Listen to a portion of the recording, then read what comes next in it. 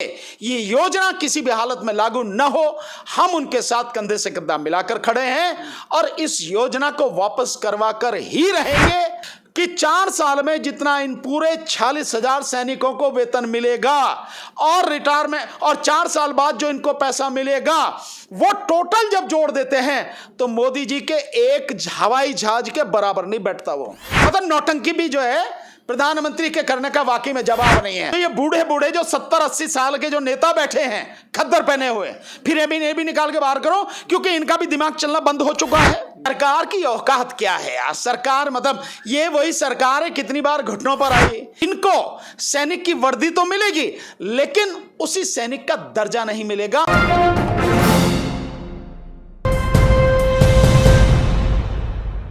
नमस्कार, मैं आपके साथ राशिद, हमारे साथ राष्ट्रीय जनहित संघर्ष पार्टी के राष्ट्रीय अध्यक्ष भानु प्रताप जी मौजूद हैं। इनसे बातचीत करेंगे। जिस तरह से भाजपा नेता कैलाश विजयवर्गीय का जो बयान आया है, तमाम जगह अग्निवीर जो है अग्निपथ योजना को लेकर के तमाम जगह विरोध प्रदर्शन हो रहे हैं, आगजनी भी हो रही है, लेकिन वो कह रहे हैं कि अगर गार्ड की नौकरी दिया जाएगा भाजपा कार्यालय के आगे तो सबसे पहले अग्निवीरों को दिया जाएगा। सर, आपका भी पार्टी कार्यालय है, आपको भी तो फायदा होगा सर उन लोगों से। देखिए, देश के नौजवानों का अपमान करके उनकी खिल्ली उड़ा के और कोई व्यक्ति अपनी राजनीति चमकाने की कोशिश करे, मैं समझता हूँ इससे ज़्यादा घटिया राजनीति कोई हो नहीं सकती, इससे बड़ा देश का अपमान कोई हो नहीं सकता। आप तो केवल कैलाश विजयवर्गीय की कह रहे हैं, वो तो कह रहा है चौकीदार। इसके अलावा एक वो जो और जी कृष्ण रेड्डी जो केंद्रीय मंत्री है सरकार में, मोदी सरकार में, उसने तो और भी आगे सारी हदें ही पार कर दी। वो तो कह रहा है कि 4 साल बाद ही आएंगे तो अच्छे धोबी होंगे, ये अच्छे ड्राइवर होंगे, ये अच्छे नाई होंगे, ये अच्छे इलेक्ट्रीशियन होंगे, ये और इन क्षेत्रों में इनको जो अच्छा जॉब मिलेगा। मतलब आप सेना में सैनिकों का, देश के नौजवानों का जो इतने समय से लगातार इंतजार कर रहे हैं और अपने जीवन को देश के लिए कुर्बान करने का जिनका जज्बा है, आप उन्हें नाई बनाओगे, धोबी बनाओगे, कपड़े धुलवाओगे, कपड़े प्रेस करवाओगे, वो नौकरी दोगे। मतलब इससे मैं क्या कहूं, मेरे पास शब्द नहीं है, गुस्सा इस तरह से आ रहा है। लेकिन ये लोग जिस तरह से सैनिकों का, इस देश के नौजवानों का अपमान कर रहे हैं वो बहुत ही दुखद है।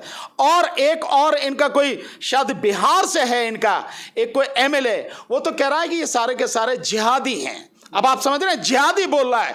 मतलब ये इनकी जरूरत है, ये हालत है, तो इससे बड़ा और क्या अपमान करेंगे इस देश के नौजवानों का। लेकिन सर, जिस तरह से वो कह रहे हैं कि सर चौकीदार, गार्ड की नौकरी, तो सर आपको भी तो जरूरत होगी। तमाम कह रहे हैं कि पार्टी के बाहर जो लोग खड़े रहेंगे, अग्निवीर ही खड़े रहेंगे, दिक्कत रहेगा, सुरक्षा रहेगा आप लोगों को ना सर। नहीं, हमें इसकी कोई जरूरत नहीं है। दूसरी बात यह है, हम बहुत जो सैनिक हैं हम उनका दिल से सम्मान करते हैं।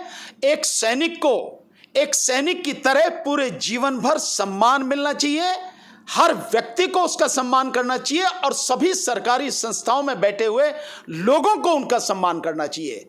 जो सैनिक अपने देश के लिए अपनी जिंदगी को दांव पर लगाने की हिम्मत रखते हैं, सोच रखते हैं, उसके लिए काम करते हैं, मोदी सरकार उनका अपमान करे तो करे, हम किसी हालत में उनके सम्मान में कभी कोई कमी नहीं होने देंगे, कभी नहीं करेंगे। इसीलिए ये योजना किसी भी हालत में लागू न हो, हम उनके साथ कंधे से कंधा मिलाकर खड़े हैं और इस योजना को वापस करवा कर ही रहेंगे, चाहे कुछ भी हो जाए, चाहे 6 महीने में करे, चाहे साल में करे, लेकिन मोदी सरकार को ये योजना वापस लेनी पड़ेगी।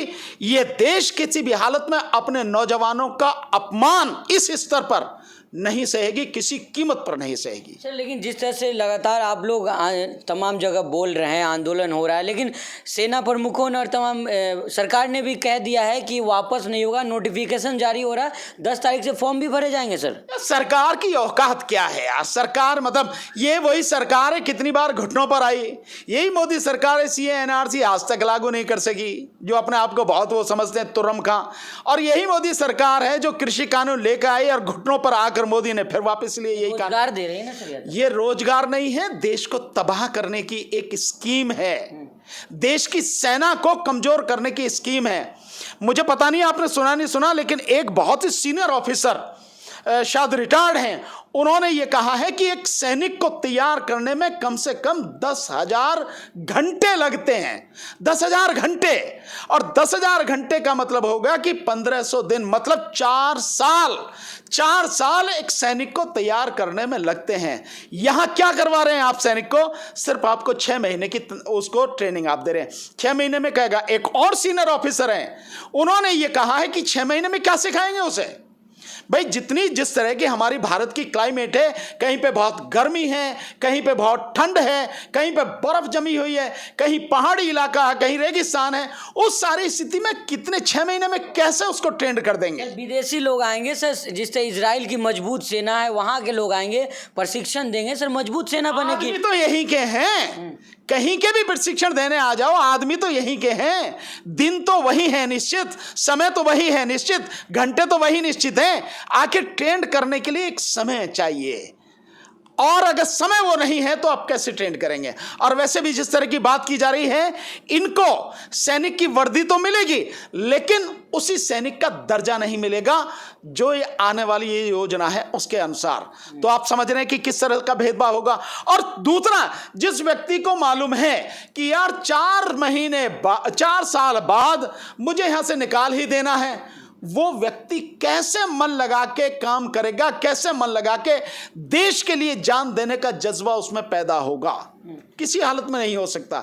तो ये देश को तबाह करने वाली स्कीम है। सर आप लोग ये इसका विरोध कर रहे हैं, कह रहे हैं कि इसको सरकार वापस लेगी। तमाम गुटखे वाले, चाय वाले, पकौड़ी वाले तमाम जगह से चल रहा है कि वो लोग समर्थन कर रहे हैं कि आना चाहिए सर। तो बीजेपी की जैसी औकात है वैसी लोगों को तो इंटरव्यू लाके दिखाएगी। जो गोदी मीडिया पे दिखाए जा रहे हैं, बीजेपी की औकात ही इतनी है कि गुटके वाले हों, बीड़ी पान वाले हों, इन्हीं से जो जाके पूछेगी। क्या उसने पूछा है जो पढ़े लिखे हाईली क्वालिफाइड लोग हैं उनसे पूछा है, जो सोच रखते हैं और देश के लिए हमेशा लगातार काम करते हैं अपने स्तर पर जहां भी जैसा हो? उनमें से किसी को बताओ, अगर किसी ने कहा हो, सिवाय उन लोगों के सेना से रिटायर हुए या सेना में जो लोग हैं जो सरकारी आदेश है उसका पालन कर रहे हैं उनको छोड़ दो, या जो रिटायर हो गए जो सरकार की गुलामी कर रहे हैं, जो मोदी सरकार के अंधभक्त हैं, उनको छोड़कर बाकी अगर इंडिपेंडेंट रूप से आप लोगों से पूछोगे, सेना के कितने ही रिटायर्ड अधिकारी हैं जो इस योजना का विरोध कर रहे हैं और बहुत साफ साफ कह रहे हैं कि यह देश की सुरक्षा के साथ में खिलवाड़ है, ये योजना देश के लिए घातक सिद्ध होगी। सो आप उनसे पूछो। लेकिन सर तीनों सेना प्रमुख तो खुद आकर के बोल रहे हैं कि इसमें फायदा है, युवाओं को आना चाहिए, बढ़ चढ़ के हिस्सा लेना चाहिए सर। नहीं, ये बहुत अफसोस, ये बड़े दुखद बात है कि सेना के तीनों प्रमुख जो हैं वो और फिर उनके नेक्स्ट जो हैं जो ऑफिसर हैं वो आके बोल रहे हैं, जबकि उन्हें इसमें नहीं पढ़ना चाहिए था। उनका काम है सेना के लिए जो उसको कंट्रोल करना, वहां देश की रक्षा को उसको देखना, वो सारा उनका काम है। ये योजना का जो काम है ये सरकार का काम है। तो सरकार ने लागू की है योजना, ये सेना ने लागू नहीं की, सरकार ने लागू की है। तो सरकार को ही इसका बचाव करने देना था, सरकार को ही इसके पक्ष में जो भी कहना था उसी को कहने देना था। खुद मोदी क्यों नहीं आते? क्यों? मतलब पीछे छुपे हुए हैं, आके मोदी कहें। नहीं, राजनाथ भी फिर तो एक पहली बार आके राजनाथ भी दुबक गए, फिर सैनिकों को आगे कर दिया, क्योंकि हिम्मत ही नहीं है। उन्हें मालूम है कि जो योजना तुम लेके आ रहे हो वो देश को तबाह करने वाली योजना, उसका भयानक विरोध है और विरोध होना भी चाहिए, क्योंकि देश की सुरक्षा के साथ अगर सरकार खिलवाड़ करेगी तो उसे कोई भी बर्दाश्त नहीं करेगा। तो ये जो जिन हालात में कर, और अफसोस इस बात की है कि मतलब जिस तरह से सरकार ने कह के कि भाई पेंशन का खर्च बढ़ता चला जा रहा, मेरी समझ में एक बात नहीं आती है कि 6 लाख करोड़ का सेना का बजट है। इस 6 लाख करोड़ के बजट में अगर 2.5 से 3 लाख करोड़, 2.5 लाख करोड़ बजाते हैं कि वेतन और उसमें चला जाता है, तो अगर इसमें चला जा रहा है तो इसमें दिक्कत क्या है? किनको दे रहे हो वो वेतन? वो जो आप पेंशन दे रहे हो किनको दे रहे हो? पेंशन उनको दे रहे हो ना जिन्होंने देश की सेवा करी है, जिन्होंने देश की रक्षा के लिए अपनी जान निछावर करी है, अपना सब कुछ उन्होंने समर्पित किया देश के लिए।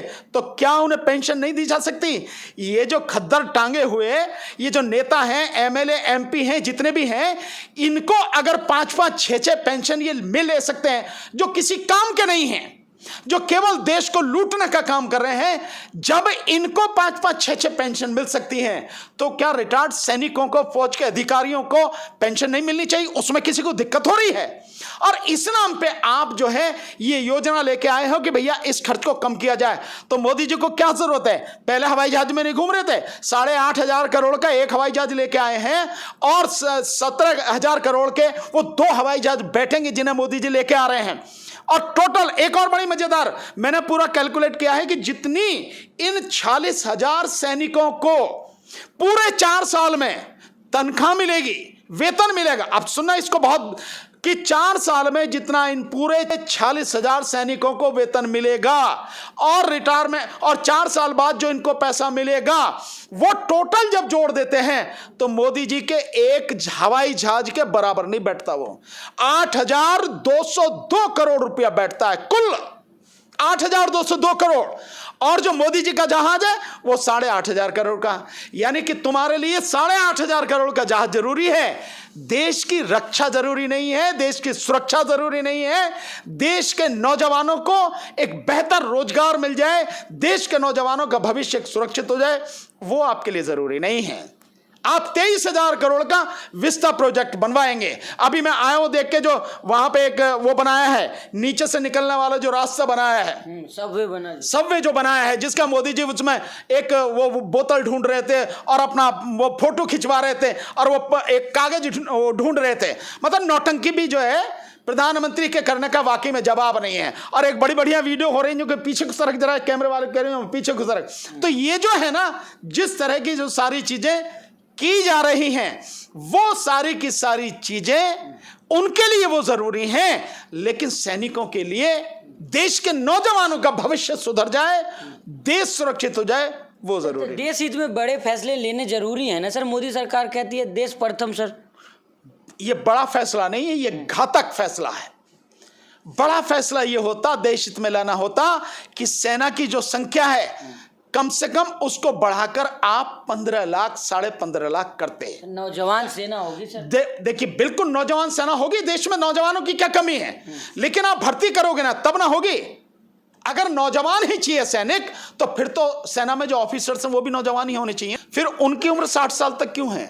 ये भी नहीं होना चाहिए। फिर तो नौजवान ही होने चाहिए ना। इसके अलावा जो ये बूढ़े बूढ़े जो 70-80 साल के जो नेता बैठे हैं खद्दर पहने हुए, फिर ये भी निकाल के बाहर करो, क्योंकि इनका भी दिमाग चलना बंद हो चुका है। अगर वहां मतलब शरीर मजबूत चाहिए तो दिमाग भी तो चाहिए, तो इनका दिमाग बिल्कुल बंद हो चुका है। और मोदी जी का दिमाग तो बिल्कुल पूरे ताले लग चुके हैं, उसमें तो कहीं अब कुछ कहने की जरूरत ही नहीं है। तो ये जो सारी चीजें हैं, नौजवान है तो सब जगह नौजवान होना चाहिए। ये देश के लिए घातक योजना है।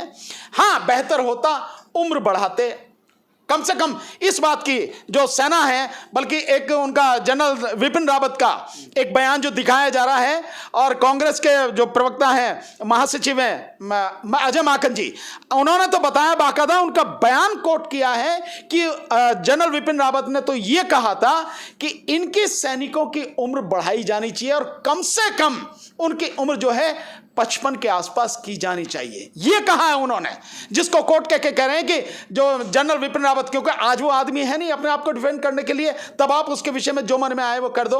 सो उस समय जो सारी चीजें कही जा रही हैं, मोदी सरकार झूठ के अलावा कुछ नहीं कहती है। तो ये योजना देश के लिए घातक है, देश का विनाश करेगी और कुछ नहीं करेगी। आखिरी लेंगे और अहम सवाल लेंगे। जिस तरह से बिहार के भाजपा नेता हैं, वो कह रहे हैं कि जिहादी लोग जो है तोड़फोड़ कर रहे हैं, मतलब इशारा किस तरफ है सर? मैं समझता हूं ऐसे नेताओं को बढ़िया तरीके से नौजवानों को सबक सिखाना चाहिए।